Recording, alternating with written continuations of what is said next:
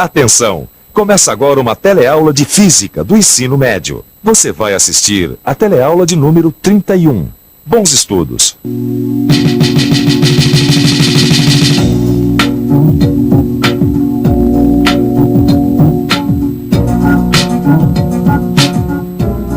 Para a maioria de nós, é tão normal olhar as coisas que nos cercam, como os objetos e a natureza, que muitas vezes a gente esquece de pensar sobre a importância da luz.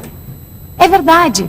Olha, nós só podemos enxergar as coisas porque elas refletem luz. Se o meu corpo e as minhas roupas não refletissem luz, de nada adiantaria os refletores estarem me iluminando. Bom, eu estou dizendo isso porque a partir da teleaula de hoje, o assunto de física vai ser a ótica. Você vai entrar neste interessante universo da visão. Você vai estudar os fenômenos relacionados com a propagação da luz e muitas outras coisas dentro deste tema. E na teleaula de hoje, você vai começar aprendendo os princípios da ótica geométrica e vai conhecer como esses princípios afetam nossa vida cotidiana. E agora, muita atenção. Luz, câmera, ação. A nossa teleaula está apenas começando.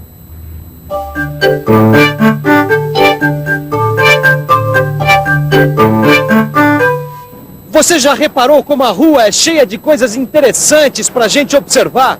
É só olhar em volta que a gente pode ver todo tipo de formas, de cores, de texturas, de movimentos. E como você já sabe, nós só podemos ver tudo isso porque essas coisas todas refletem ou emitem luz. E se eu perguntasse como a luz chega até os nossos olhos, você saberia responder? E se eu dissesse para o pessoal aqui na rua que a luz caminha em linha reta, o que será que eles iam pensar? Vamos ver. Diz uma coisa pra gente. Se eu disser pra você que a luz caminha em linha reta, você acreditava? Não. Como não? Isso não existe, cara? Não, mas a luz caminha em linha reta. Creio que não, viu, meu? Caminha de todos os lados. Quando ela reflete, ela fica numa reta só, né? Não acredito. Pois é, apesar de ser difícil de acreditar, dizer que a luz caminha é uma afirmação correta. E mais, a luz caminha em linha reta. Esse é um dos princípios da ótica geométrica. Engraçado, viu, Gil? Essa história de que a luz caminha em linha reta, eu ainda não entendi direito, não engoli essa história. Será que é verdade? Claro que é verdade, Vicente. Olha, eu já até li sobre isso.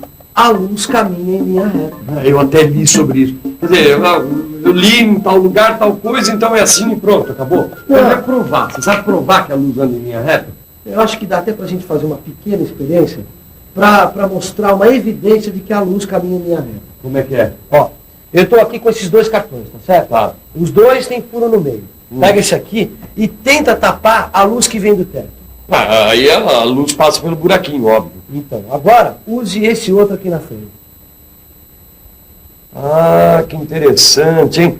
Quando eu boto os dois furos bem alinhados, eu consigo ver a luz. Então, é o que eu estou tentando mostrar. Ó, os dois furos, a lâmpada e o seu olho alinhados, você consegue ver a lâmpada. E consegue perceber que a luz caminha em linha reta. Por que você não tenta fazer essa experiência? É verdade mesmo isso da luz caminhar em linha reta? O professor disse isso, mas eu ainda não consegui entender direito.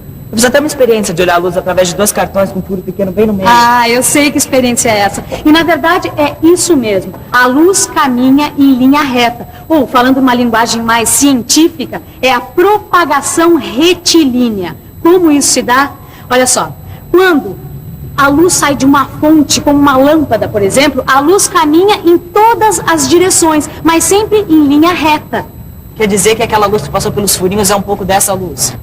Mais precisamente, essa luz que saiu pelos furinhos pode ser chamada de feixe de luz. Feixe de luz? É a mesma coisa que um raio de luz? Quase. Olha, se a gente imaginar um feixe bem fininho, nós podemos considerá-lo um raio luminoso. Olha só, para simplificar, cada direção para onde a luz é emitida é um raio luminoso dessa fonte de luz, entendeu? Certo.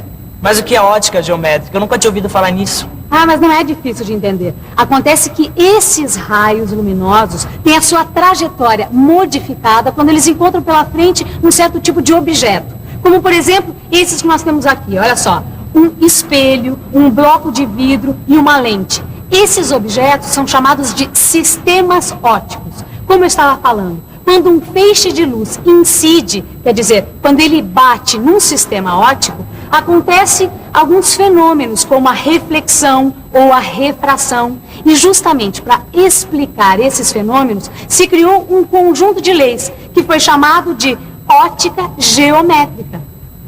Ô, Gil, para entender um pouco melhor essa história de lei de refração, de reflexão, vamos fazer uma experiência para entender isso melhor? Sabe que tem uma experiência muito simples que pode exemplificar muito bem isso aí? É mesmo? Só que nós vamos precisar do seguinte: uma lâmpada com filamento reto, uma caixa com uma fenda, que proporcione um feixe de luz, entendeu? Nós vamos precisar também de um bloco de vidro ou de acrílico. Tá tudo na mão. Agora, é importante fazer essa experiência com pouca luz, né? Vamos ver essa experiência aí. Vamos lá. Aqui. Isso, Vicente. Agora, Vicente, isso, acende a luz, a lâmpada. Tá aqui, ó. Tá vendo esse feixe de luz aqui? Nós vamos incidir ele no bloco. Tá certo? Olha lá o resultado. Agora podemos ver o feixe incidente. Um feixe que bate no bloco e é refletido, e o outro que penetra no bloco, o feixe refratado. Agora entendi o que você está querendo demonstrar. Na verdade, nós temos aqui os dois fenômenos, a reflexão e a refração da luz, não é isso? Exato. A luz que sai da caixa é a luz incidente. A parte da luz que bate no bloco e muda o seu trajeto, mas sempre caminhando pelo ar, é a luz refletida. Agora, a outra parte da luz que muda de direção ao passar de um meio transparente, o ar, para outro meio transparente, o bloco, é a luz refratada. Que legal, hein, Gil? Bom, agora as minhas ideias já estão um pouco mais iluminadas sobre esse assunto, mas eu gostaria de ficar mais por dentro ainda. E você, não gostaria?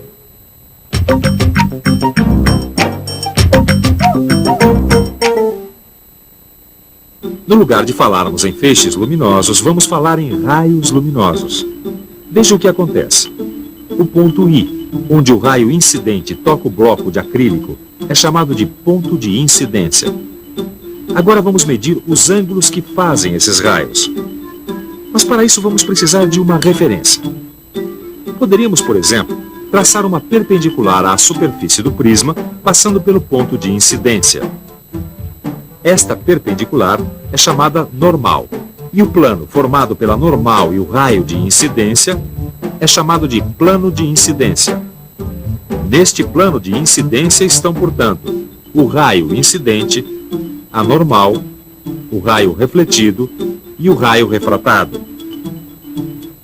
A partir destes dados, já é possível formular algumas leis. As leis da reflexão, neste caso, são duas. Primeira, o raio refletido está no plano de incidência. Segunda, o raio refletido forma com a normal um ângulo igual ao que esta forma com o raio incidente. E também são duas as leis da refração. A primeira diz que o raio refratado está no plano de incidência, e a segunda fala que se chamarmos de I o ângulo de incidência e de R o ângulo de refração, vamos ter que a razão entre o seno de I e do seno de R vai ser igual a uma constante que depende dos meios. Em outras palavras, isto quer dizer que um raio luminoso, ao passar do ar para a água, é desviado de um modo, e se passasse do ar para o vidro, teria um desvio diferente.